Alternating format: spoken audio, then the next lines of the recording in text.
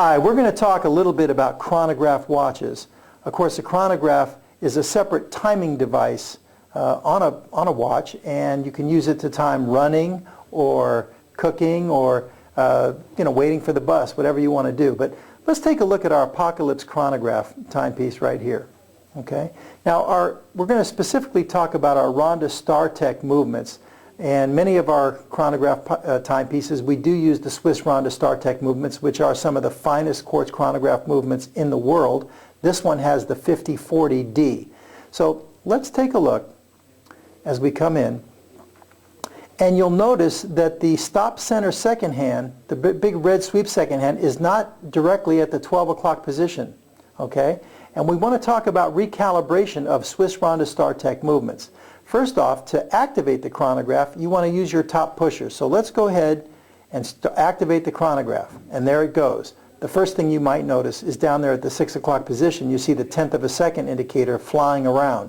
This movement, the 5040D, actually has a 1/10 of a second indication. Let's go ahead and stop the chronograph. We just timed roughly 12 seconds, or 11.3. And then we're going to reset it with the bottom pusher over here. And this is where you'll notice that it doesn't reset exactly over here to the 12 o'clock position straight up.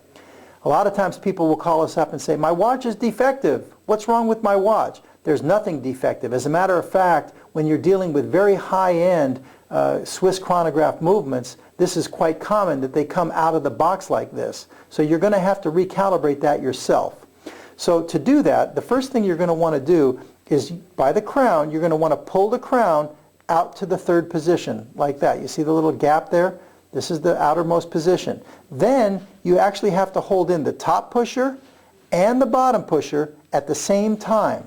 Simultaneously, push them in and hold it for about 2 to 3 seconds. And you'll notice the center sweep second hand makes a full rotation. Did you see that? That means that you are now in the corrective mode.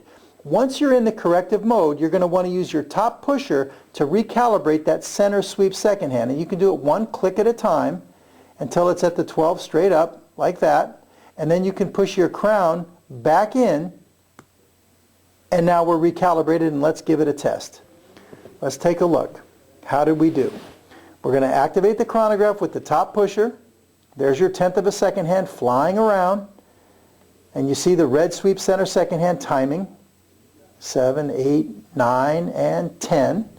And now let's go ahead and let's stop it. There we go. Roughly, what is that, 13.8 maybe? Okay. And now we're going to reset it with the bottom pusher. And there we go. Bang, straight up. So, as you can see, there was nothing defective about the watch.